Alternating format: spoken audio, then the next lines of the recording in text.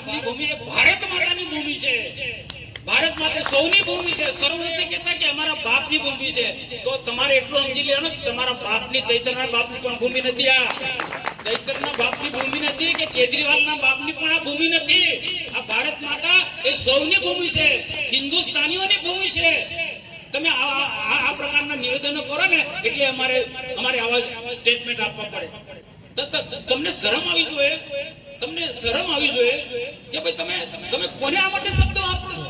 પ્રધાનમંત્રી માટે આવો શબ્દ વાપરો, અમિત શાહ માટે આવા શબ્દમાં ગૃહમંત્રી, એટલો સબળ ગૃહમંત્રી, આખા દેશ ને ગુજરાતની અંદર કાયદોના વ્યવસ્થા બિલકુલ સ્ટ્રોંગ બનાવી છે.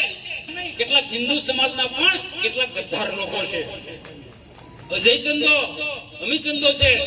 આજે એમની પાસે કોઈ ભંડોળ નથી, છતાં પણ એવા મોટા મોટા ખર્ચાઓ, મોટા મોટા તાઇફાઓ કરે. એ પૈસો ક્યાંથી આવે છે ભાઈ?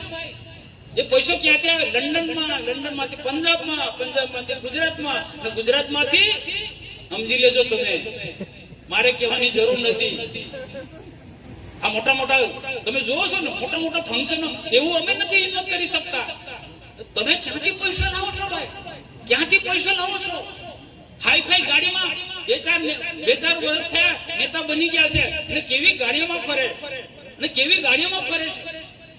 અને પાછા આદિવાસી સમાજને ગેરમાર્ગે દોરનારા કેટલાક લોકોને મારે ખુલ્લા પાડવા છે ભાઈ.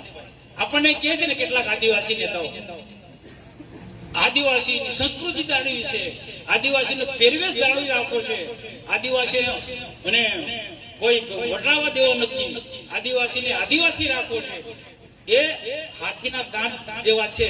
હાથીના દાંત ચાવવાના જુદા અને બતાવવાના જુદા. એ કોઈ મીડિયામાં જોયું છે? છૂટફૂટ વાળા એના લોકો,